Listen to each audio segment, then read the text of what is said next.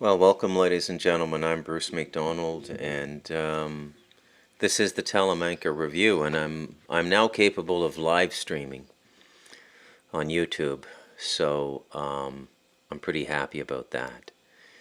And I'll be putting all the videos up on Rumble as well. I'm going to keep, I think, both channels going, so there's no more problems and no more interruptions, which I think is a good thing, right? So there you go.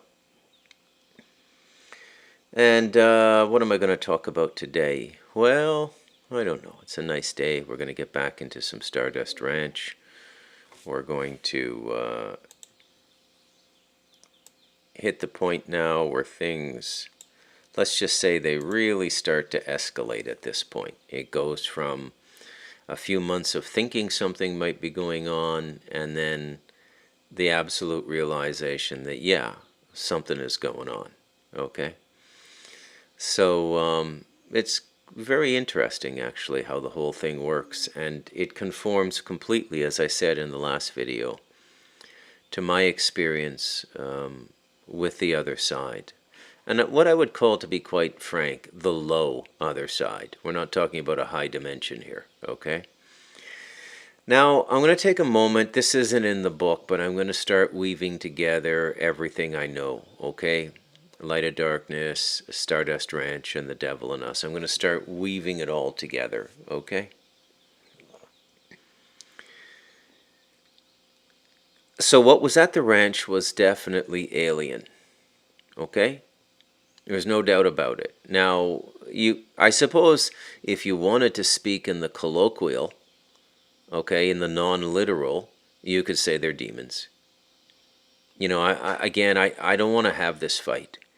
My position is simple, that the human race has to come together, and we have to fight the negativity that's trying to oppress us.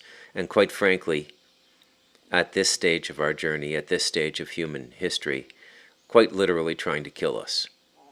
Massive depopulation, and the remaining population will be brought into an absolutely vicious control structure. Okay? Absolutely vicious. And human liberty will be gone as we know it if we allow this to happen. Okay? There's a bunch of people out there. Hold on a sec, I got a warning message here.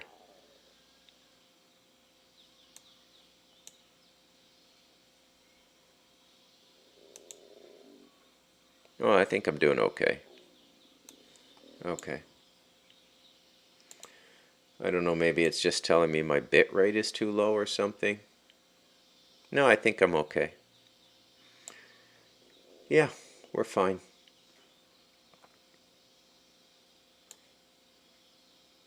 Yeah, it's telling me that the bit rate is lower than the recommended. I don't care, YouTube. Thank you for the technical advice. Shouldn't be too hard on them, right? Like, they do all this stuff for free and everything, and they're pretty good about it all, right? So I'm not really, you know, gonna get too upset about it. Where was I? Yeah, the perpetual debate between a religious interpretation of the phenomenon and the extraterrestrial interpretation of the phenomenon. You know? And we got to stop for a moment here, and we got to ask ourselves, really, what's the difference? Okay? Most times people will never, ever see these things. Most people don't have the ability to see these things. And if they don't physically manifest, which they won't if they know you're not aware of them or what literally they are. So this is, again, let's go over this. I briefly touched upon this in the last video, but I want to go over it in a little more depth, okay? And this unifies the spiritual and the extraterrestrial. So when something is interacting with you from a non-material dimension, okay, let's just leave it at that. Let's not name it. Let's not call it the astral. Let's not call it anything, okay?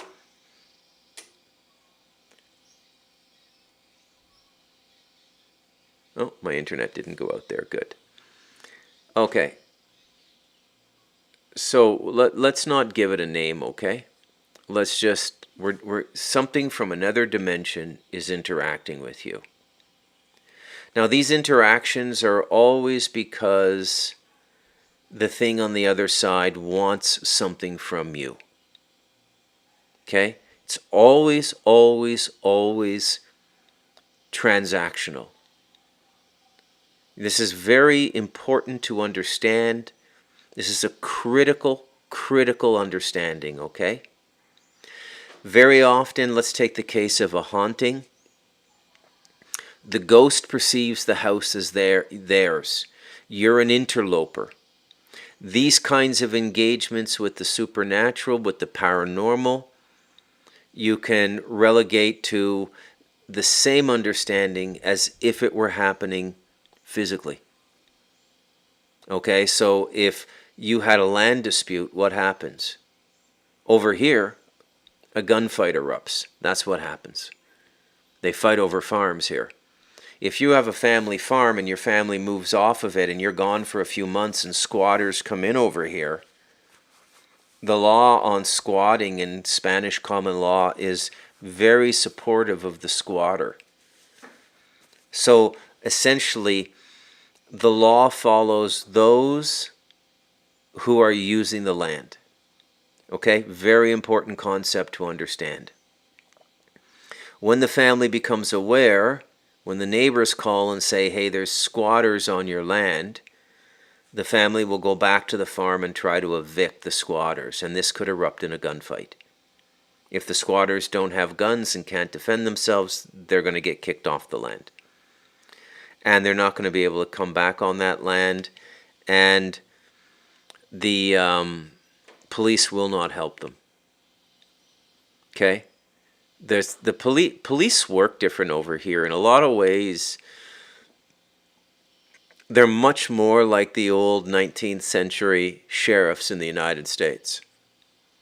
Like, the cops will know your community, they will know you, they will know who you are, and because they know everybody and there's no anonymity, the application of the law is much different. It's much more personal, like a sheriff who knows everybody in his county in Texas 100 years ago. Okay? It's a different application of the law.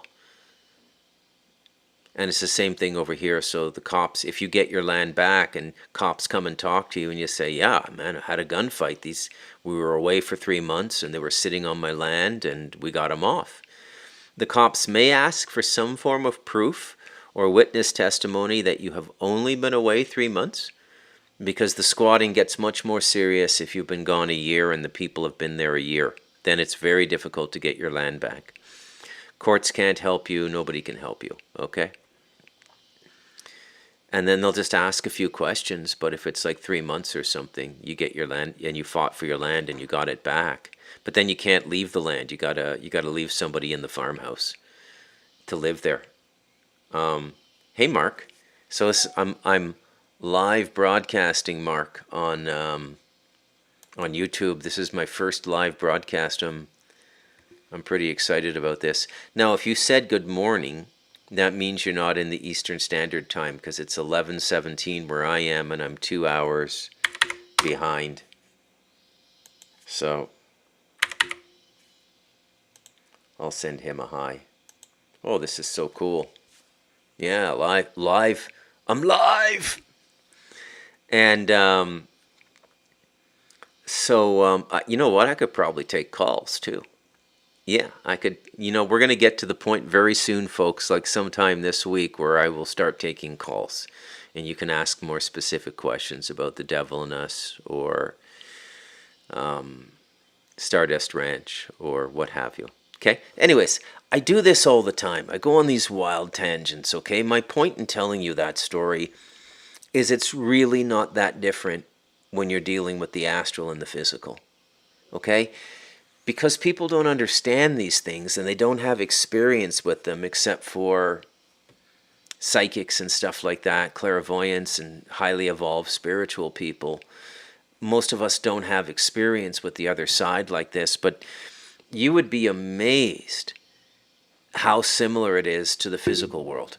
And so the example of the ghost is they think that's their house, and they're using ghostly disturbances to get you out of there, to scare you. Okay? Now, ideally, they want to leave you in a state where you never know for certain it's a ghost. You never see it. You can't really validate it's a ghost. Okay? So the process John went through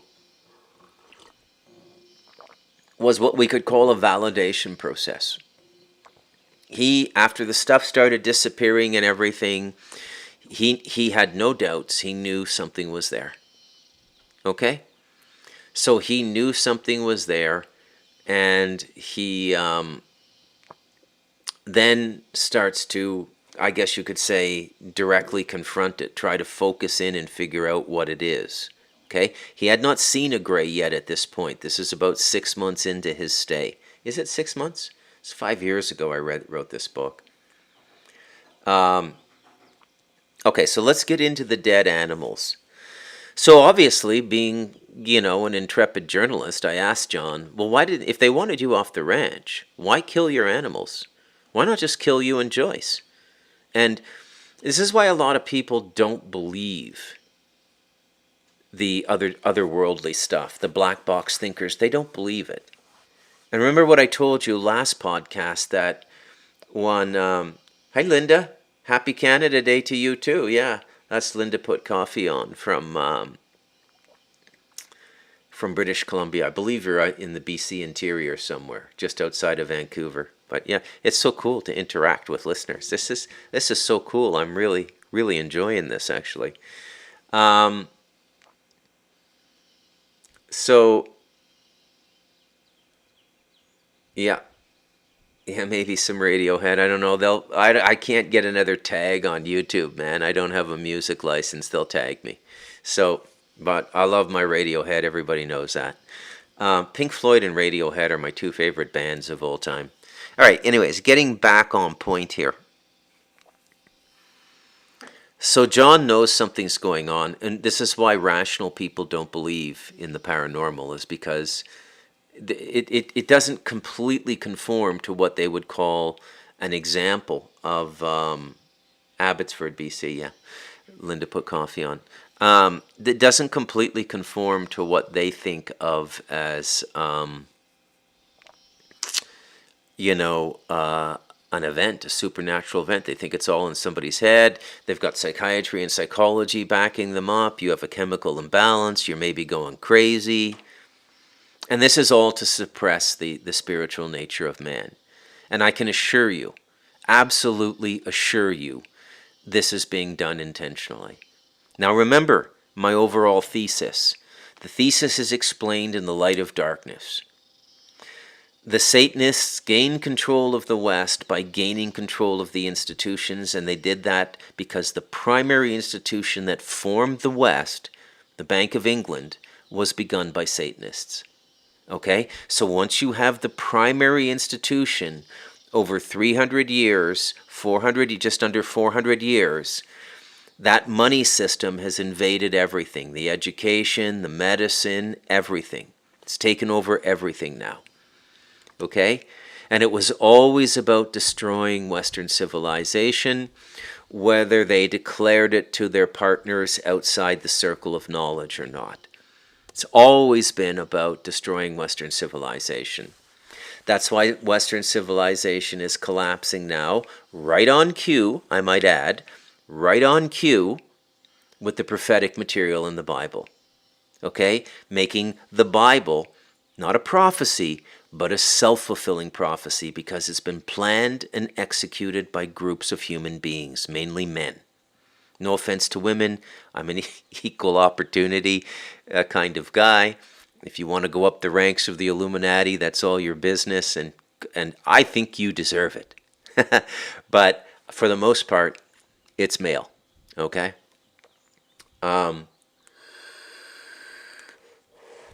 So this is what happened to us, okay? And it's led to this point.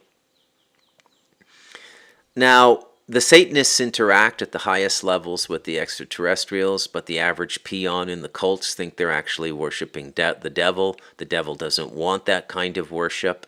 The devil is explained perfectly in The Devil in Us. And it's explained perfectly. Thanks, Linda. It's explained perfectly in The Devil in Us, okay? The devil is a broker in divinity. And the devil is an adjuster and a fixer in the divine paradigm, meaning you have to own the consequences of your free will, and the devil is what holds you to that liability. Okay? Just like a court holds you to your liability if you hurt or damage somebody or their property under common law, which is true spiritual law, you're responsible to compensate them. Okay, that's true law. We don't have true law anymore. We have a bunch of nonsensical statutes and regulations that make absolutely no sense. We don't really have true law anymore. So I said to John, John, why they started killing the animals. Let me just give you a little bit of a reading here. The situation reached a pitch when I lost my favorite dog. So they kept the dogs outside in dog crates in a large structure that was, I guess you could say, kind of like a kennel. And John spent time every day with the dogs, and he was very attached to the Rottweiler breed. And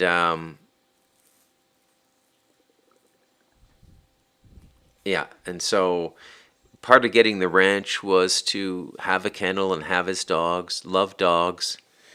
And with Joyce having to be out of the house at a fairly early hour every day, the first thing he took care of every morning was her breakfast and coffee, and they spent time together before she left the house. And it was after this that he would go and tend to the animals, and the dogs were first.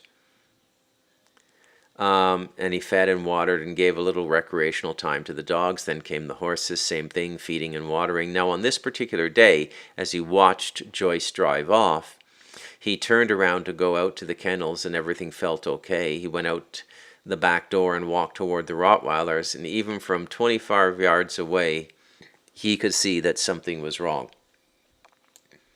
One of the dog crates had been opened, and so John began to look around to scan the terrain, and not too far from the dog crate, he saw what were the remains of his favorite Rottweiler. And they know all about you, right? Anything on the other side knows all about you. You need to understand this, okay? There's no privacy in this universe. You think you have privacy, but it's only because you're not aware of the multidimensional reality you live in. On the other side, everybody can see everything. They know how many times a day you jack off to internet porn. They know what you really think of your mother. They know whether you're faithful to your spouses. They know where your vibrator is if you're female. They know everything. Everything. Every thought, everything you've done. They know things you have forgotten. And I mean everything, pretty much, on the other side. Okay? Even the low-hanging human spirits in the gap space between the physical and the astral know a lot about you, because it's all hanging out there in this dimension. It's all just hanging out there. Okay? Now, if you've lit yourself up as a spiritual being, if you're channeling divine light and you're all lit up, that carries over to the other side too. And you can go anywhere and nothing will bother you. Nothing will bother you. The spiritual practices are extremely important, okay?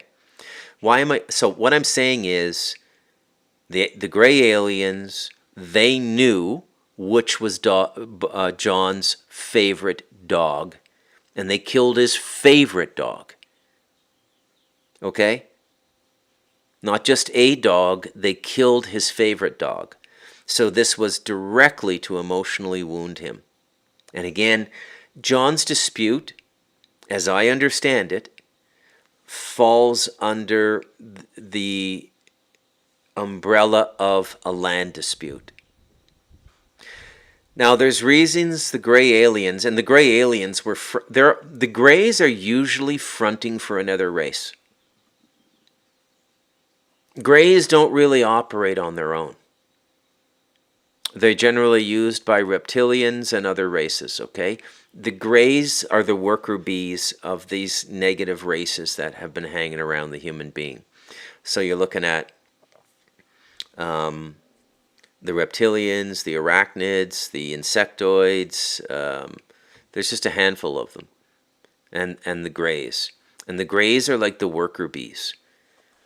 And they're not super bright, by the way, though, these grays, as I came to understand them with John. They're not super bright, okay? So they killed his favorite dog. Now,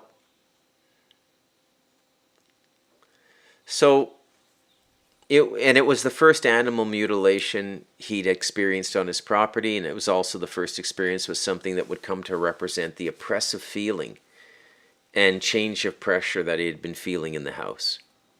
So it had acted. What had been sort of invisible and just affecting him psychologically, and they want you to think it's you. Just like the people who invented psychiatry want you to think it's you. And these are human agents working with the negatives on the other side, okay? And they exist.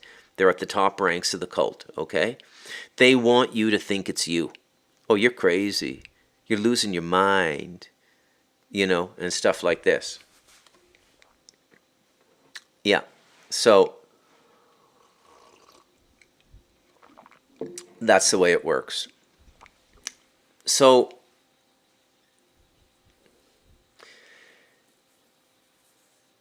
John knew the moment he saw the dead dog, it was the force in the house that was responsible. And this is the point at which he absolutely knows something is going on now. This is a bit unusual for the other side to play its hand like this. But they couldn't really get to John any other way. They couldn't shake him out of the house. They couldn't. I'm pretty sure they manufactured the suicide in the Mexican boy, the 17-year-old Mexican boy, on the day of his high school graduation. I'm pretty sure that the forces at the ranch manufacture that. They can affect you psychologically if you're not in a state of grace, if you're not in spiritual protection. Okay? They can do that. And again, going back to this idea of the interplay between the spiritual and the extraterrestrial, both groups don't want you to know they exist. Okay? Their ideal situation is you never know they exist. They prefer the predator mode, if you've seen the movie, the Arnold Schwarzenegger movie, and they've done sequels since then, but the original Arnold Schwarzenegger movie, they prefer the predator mode where they're camouflaged and you never see them. And if they had it their way, they would do all their business in this mode. Now, if they can't break you, they can't get to you, they can't affect you, they can't force you to leave the ranch, they'll start manifesting. And they'll manifest as ill fortune. And remember, they believe they have lawful right. It's a land dispute.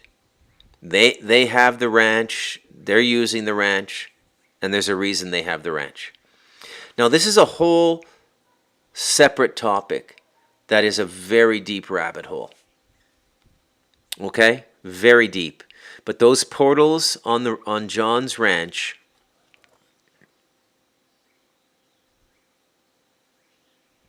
they were very important to the forces that were using them. Very important.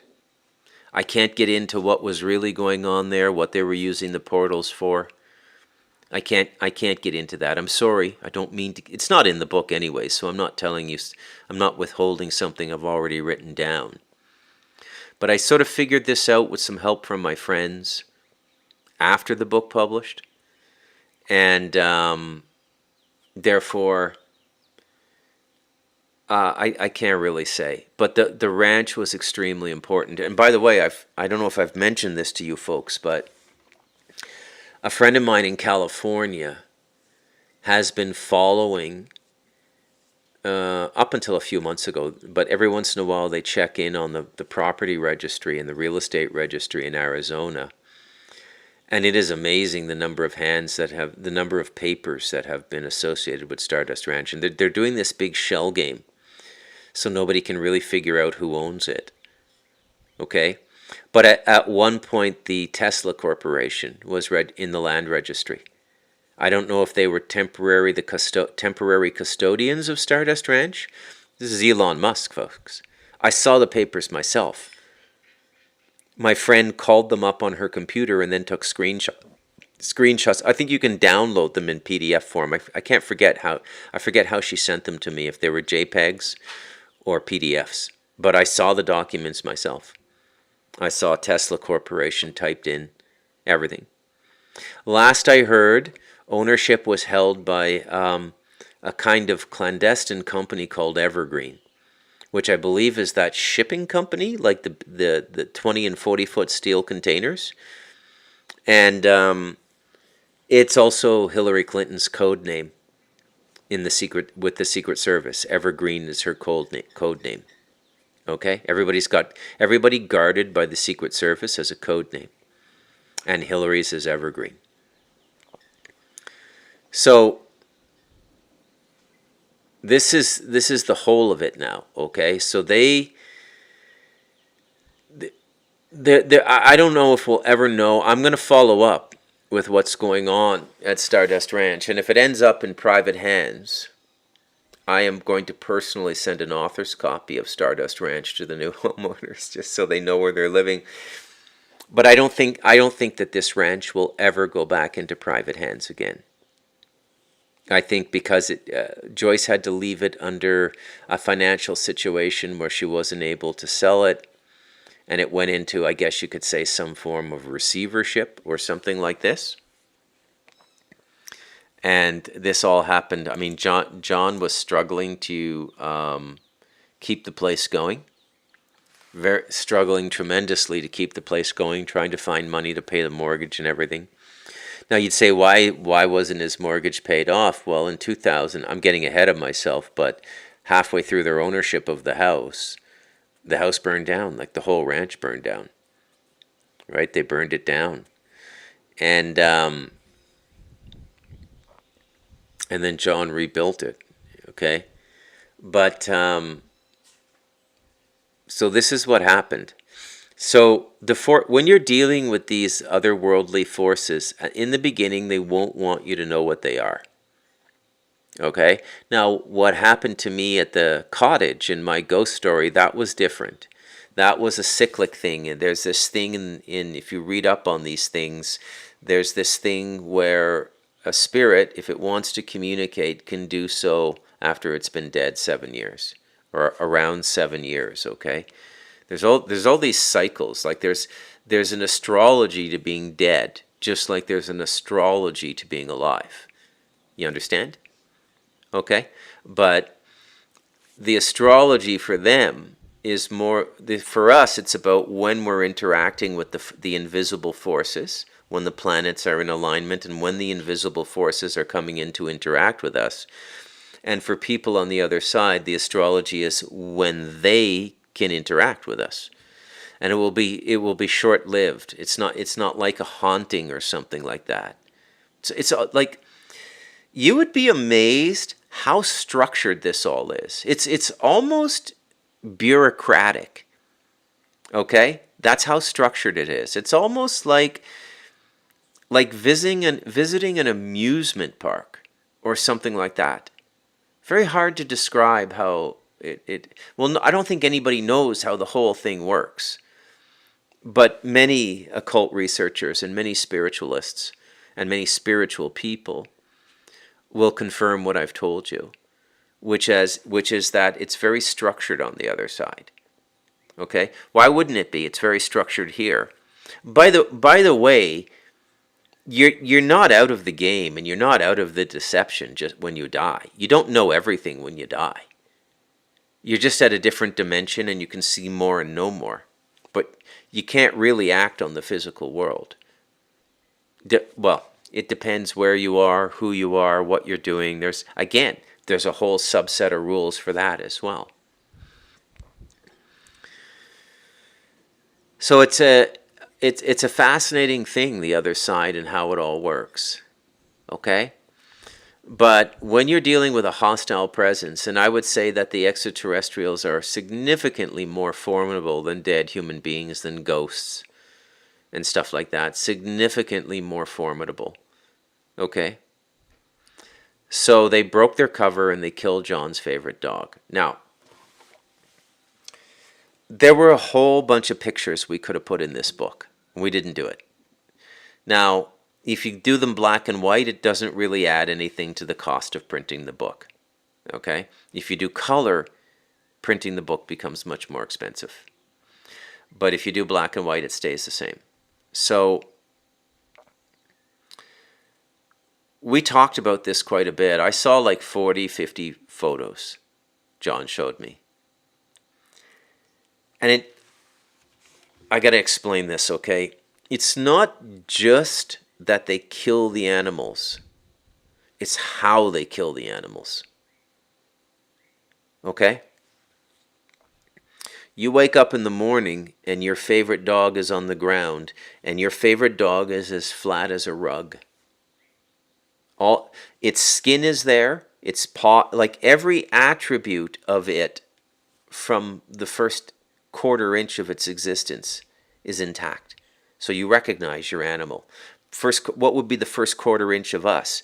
Our hair, our ears, our eye sockets, our skin. So imagine if somebody was able to take your human skin off perfectly. So like there were, I can't even explain it. It's like a little tube is put in, and it pulls everything out, all the innards, including the bones. And I saw photos of horses this way. I saw photos of dogs this way. And I said to John, I said, this happens overnight? And he said, yeah. And so John goes to bed at 11 o'clock, wakes up at 6, 5 or 6. And when he went to bed and he checks the animals, everything is fine. And when he wakes up, there's a dog as flat as a carpet. Its skull is gone. Every attribute of its inside is gone. All the blood is drained. And there's not a drop of blood on the ground. There's no big blood pool. There's no blood mess. Okay? So this is where we get into this Linda Moulton Howe stuff. And all of these sorts of things, okay? If you're familiar with Linda Moulton Howe, she talks about the animal eviscerations quite a bit. Linda Moulton Howe does, and it's quite disturbing. Now we ended up choosing not to put the pictures in the book because we found them too disturbing. And I don't know, I didn't really want to write what was deliberately a horror story. Had no interest in it, like just a straight up horror story. None whatsoever. My attitude from the beginning, and I cleared this with John before I started the book the second time, I said, John, if I'm going to write this book, I'm going to circumscribe the entire exopolitics world. He said, okay, do what you want, Bruce. Use my ranch as the basis to do that. Tell my story and then, go out and out and out into the whole world of exopolitics.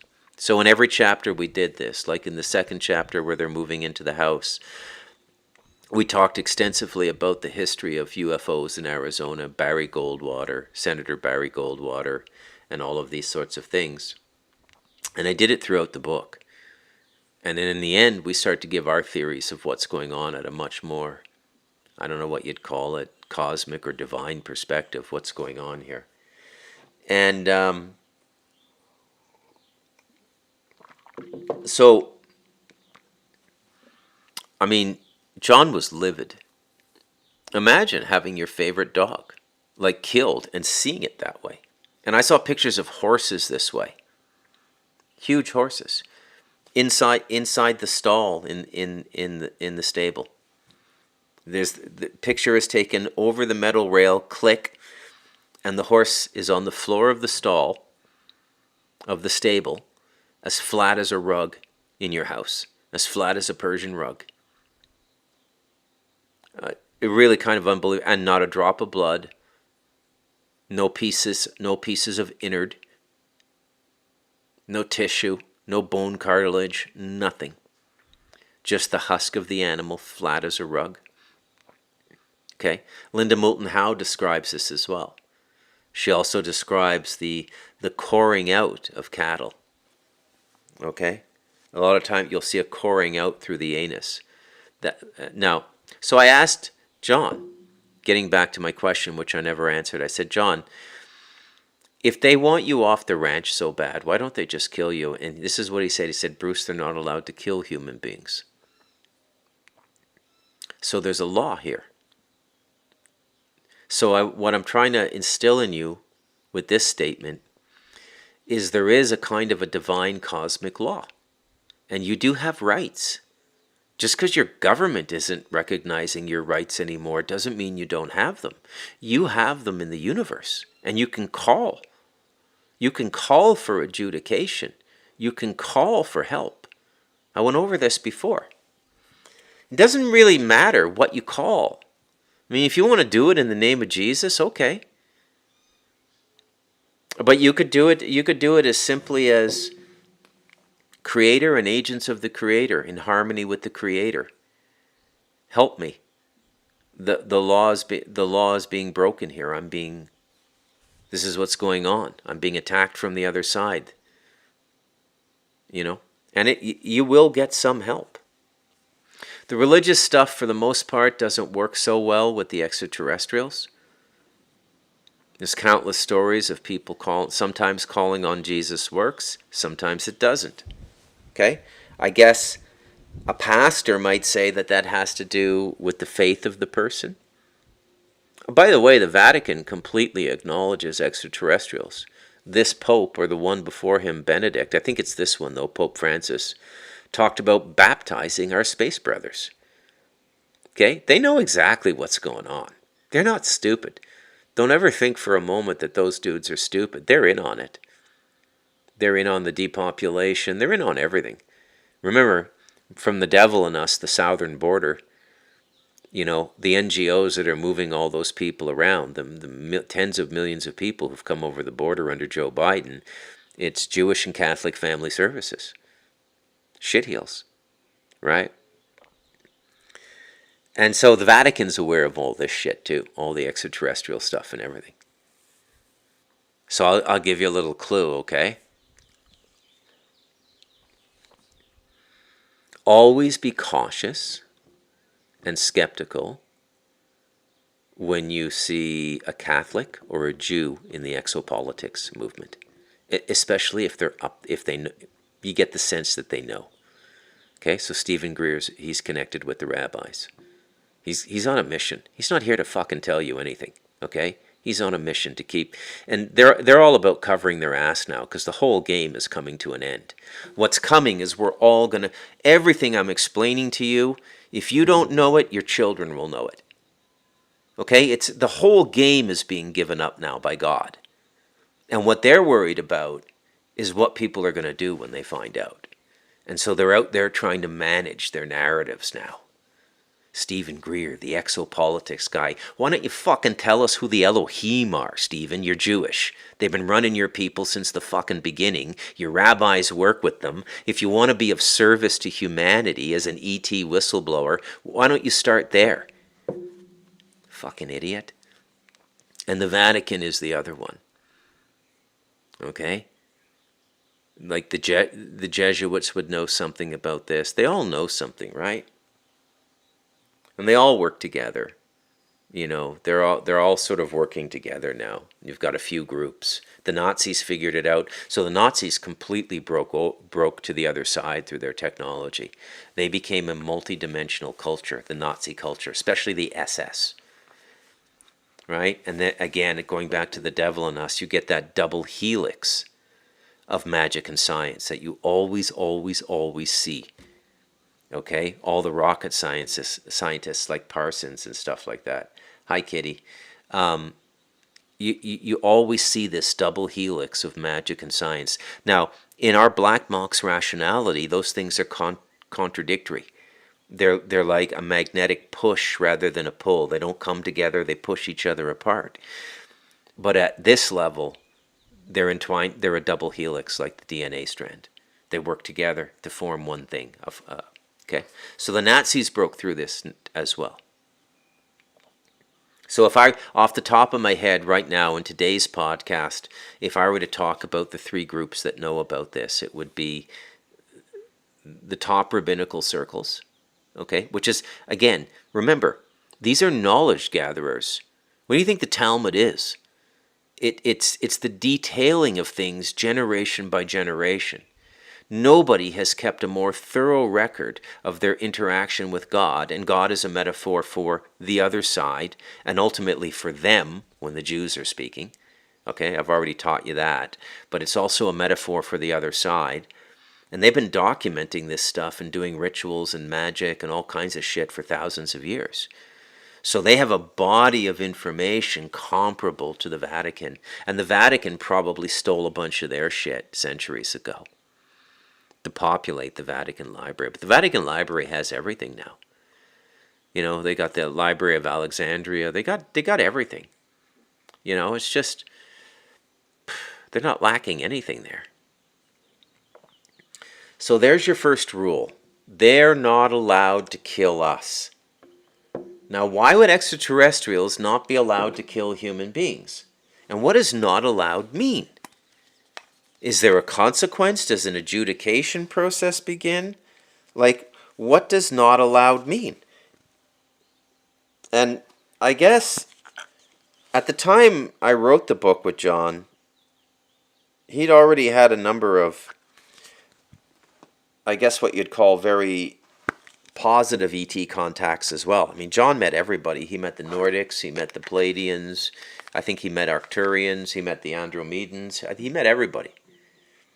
Because the signature, the frequency of that ranch was so anomalous on multiple dimensions, like 3 dimensions, the physical, the astral, and the causal, the time plane, that it, you know, just imagine like Star Trek, flying out there like 1-2 light years away. Captain, I'm picking up an anomaly from a planet we call Earth.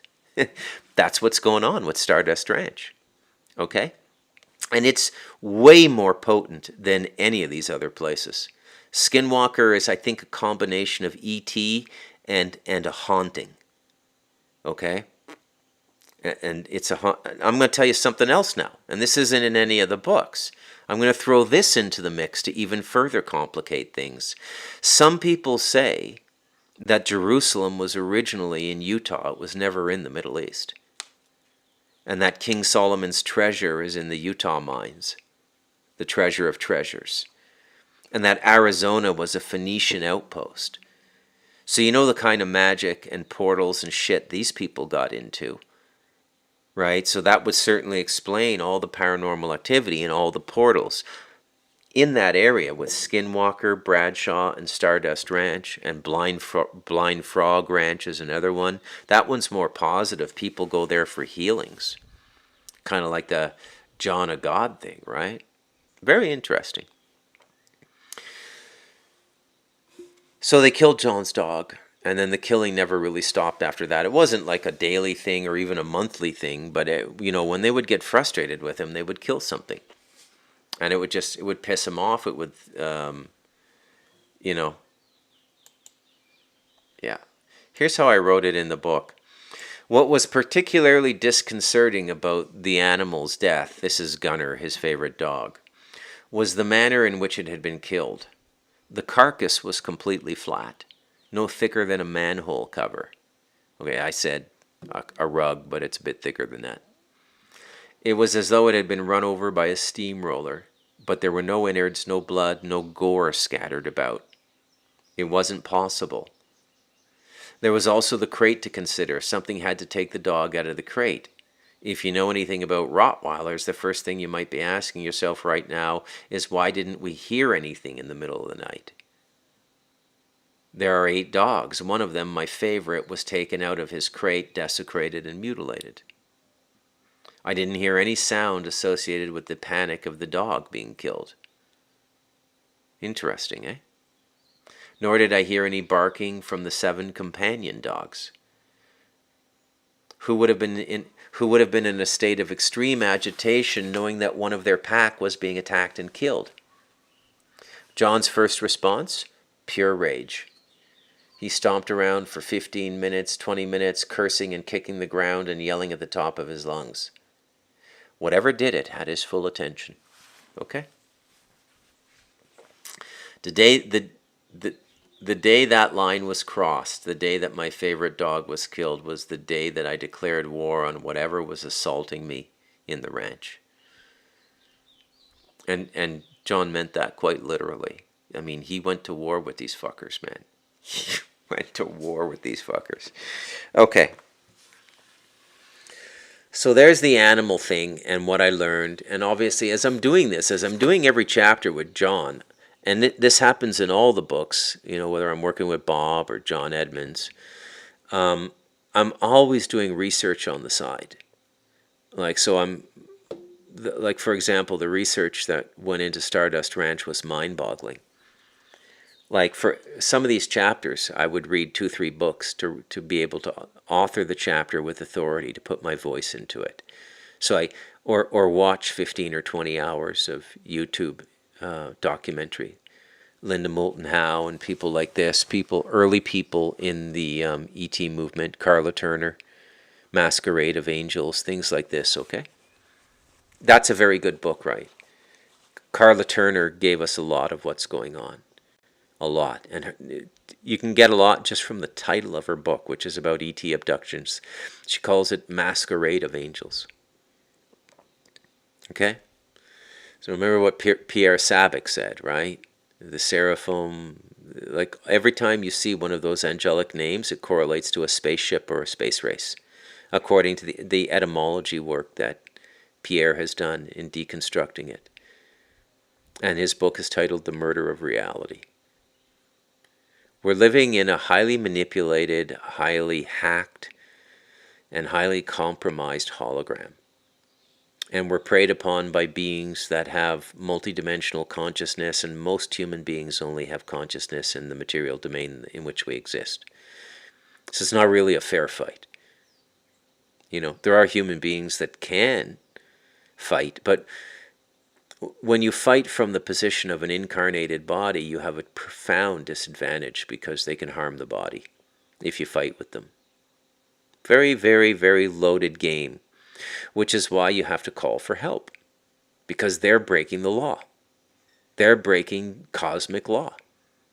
There's a law out there. There's a law of species. There's a law of sentient beings. There's a universal law. It's not like a bunch of ET races sat down and worked it all out. It's understanding and interpreting the reality they live in, the causal fabric, what action and reaction, and self-responsibility.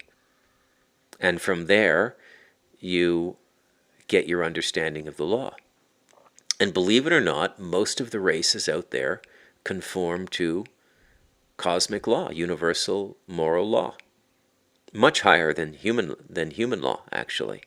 But there are these rogue species, like the reptilians, the insectoids, and that are completely predatory. So they view lesser species like us, physical human race on this planet, they view us like we view cows and chickens, just something to be resourced and consumed. There are races out there that think that way and behave that way, and they're not psychotic. You can't call them psychotic any more than I could call you psychotic for eating beef, for eating pork.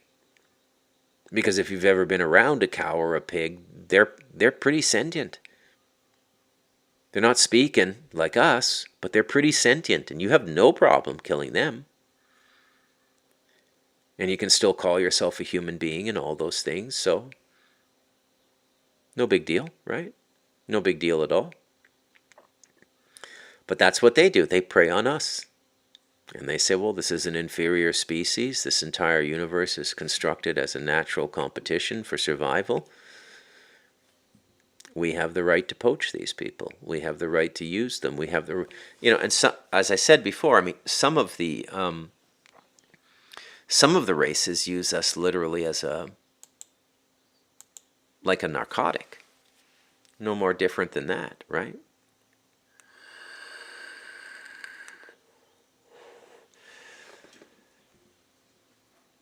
So the death of the dog is when John also circled back to his wife and told her what was going on. Now, she was missing a lot of this because she was not home alone during the days. Okay? She was going to work. She was driving a distance, coming back. She was going to work. And at this point, when Gunner was killed, he said, look, there's something in this ranch. Had to tell her. He had no choice at that point. He had to tell her. Okay? We're going to leave it there for today. I want to thank you for watching. This has been like just an incredible blast, my first YouTube live stream. I'll try to do them on the daily, about 50 minutes or an hour each one, and keep you going, okay?